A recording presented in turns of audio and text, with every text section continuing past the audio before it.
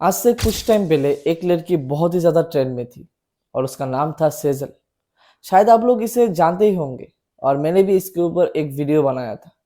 लेकिन इसके जैसे ही और भी लड़कियां इंस्टा पे खामोखा डैंग बनने की कोशिश कर रहा है और इसके वजह से वो अपने वीडियोस में कुछ भी बोल रहा है, कुछ भी दिखा रहा है। इसका नाम है काजल पांडे।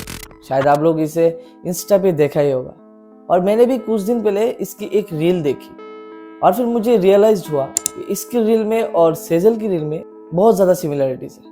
और फिर मैंने सोच लिया कि एक वीडियो तो ये भी डिजर्व करती है। तो चलो आज फिर से एक और डैंग क्वीन ऑफ इंस्टाग्राम के बारे में बात करते हैं। ये जो लड़की है काजल पांडे, ये पहले अपने इंस्टा पे डांस वाली वीडियोस बनाया करती थी बाकी लड़कियों के जैसा, मगर डांस वाली वीडियोस में उसे उतना ज़्यादा रिस्पॉन्स ना मिलने के कारण उसने भी वही रास्ता चुना जिसमें सक्सेस तो आसानी से मिल जाता है लेकिन इज्जत नहीं।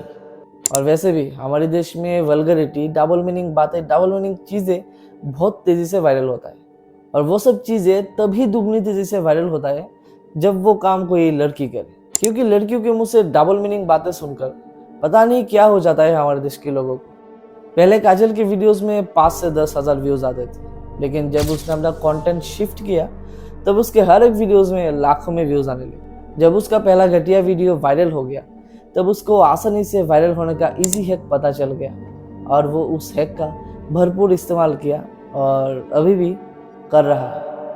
आज मुझे दही खाने का मन था तो मैं उसे लेने दुकान पे चली गई। फिर मुझे याद आया कि दही वाले बैक्टीरिया तो मेरे पास हैं, तो क्यों ना मैं अपने घर पे ही दही जमा लूं। जिसको समझ में नहीं आया उसको मैं समझा दूं।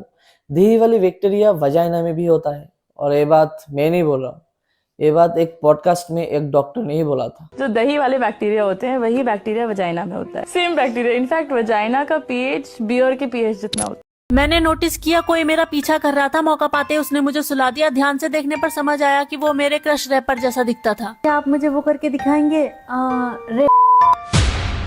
9 अगस्त 2024 कोलकाता के आर्जिकल मेडिकल कॉलेज में जो दुष्कर्म हुआ था, आज भी लोग उस सदमे से बाहर नहीं आ पाया है। आज भी उस लड़की के माता पिता इसके लिए जस्टिस मांग रहा है और आज भी वहाँ के डॉक्टर्स हंगर स्ट्राइक पे बैठा हुआ है। और वैसे हालात में 19 सितंबर को एक लड़की इंस्टा पे अपना एक वीडियो पोस्ट करती है जिसमें सीधे सीधे दुष्कर्म के ऊपर ही जोक किया जाता है, उसे ग्लोरीफाई किया जाता है डार्क कॉमेडी के नाम पे। मतलब जरा सोचो, कोई कुछ लाइक्स के लिए इतना ज्यादा कैसे गिर सकता है। कल बहुत इंतजार के बाद भी मुझे कोई साधन नहीं मिल रहा था। फिर मुझे एक कार दिखी तो मैंने उनसे लिफ्ट मांग ली। उन लोगों ने मेरी हेल्प की, इसलिए मैंने उन सबको बहुत इज्जत दी। उसके बाद वो लोग मुझे सही सलामत घर छोड़ के चले गए। 18 अगस्त 2024 बेंगलोर की एक 21 साल की कॉलेज स्टूडेंट देर रात पार्टी करके वापस आ रही थी। तब उसने एक बाइकर से लिफ्ट मांगी और जानते हो उस बाइकर ने लिफ्ट देने के बहाने उसके साथ क्या किया? हाँ, वही किया जिस पर काजल पांडे ने इजीली जोक बना दिया। 15 जनवरी 2023 मध्य प्रदेश की एक 90 साल की लेडी, जी हाँ 90 साल की लेडी के साथ 40 साल के एक आदमी ने लिफ्ट देने के बहाने जानते हो क्या किया? जी हाँ, वही सब किया जिस पे काजल पांडे ने इजीली जोक बना दिया। अब 90 साल की ओल्ड लेडी हो या फिर 21 साल की यंग लड़की, इन जैसे हवानों से कोई भी नहीं बच पाया। मगर काजल की तरह शेमलेस लड़की की वजह से लोग ऐसे चीजें करने से पहले एक बार भी नहीं सोचेंगे, क्योंकि उन्हें भी तो यही लगेगा कि सब लड़कियां काजल जैसे ही होंगी, सब लड़कियों को वो सब पसंद ही होगा। अचानक से मेरी तबीयत बहुत खराब हो गई थी, जिसके लिए डॉक्टर को बुलाना पड़ा। तो मुझे पता पड़ा कि मैं प्रेग्नेंट हूँ। फिर डॉक्टर ने मुझसे पूछा कि बच्चे का पापा कौन है। हाँ, पापा है। समझाने के लिए बता रहा हूँ। इसने कहा कि इसके बच्चे के पापा खुद इसके पापा हैं। जी हाँ, ये है इसकी डैंग कॉमेडी। इसने अपने ही बाप पर इतना भद्दा जोक करने से पहले एक बार भी नहीं सोचा।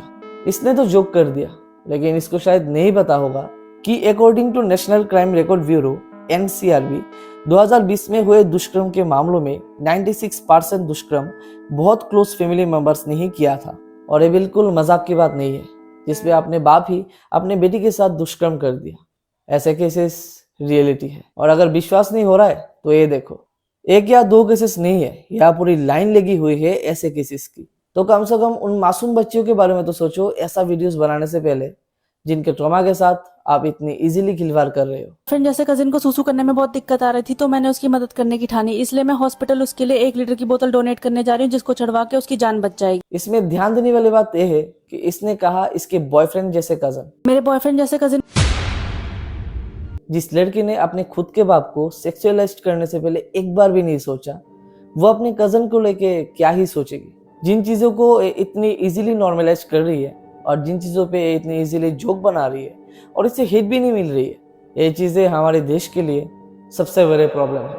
अगर कुछ अच्छा ना कर सको तो कम से कम विक्टिम के साथ हुए घिनौने अपराध के ऊपर जोक बनाना बंद करो। हर एक रील सेम तरीके की, हर एक रील में डबल मीनिंग तरीके से बोलना, ये अच्छी बात नहीं है।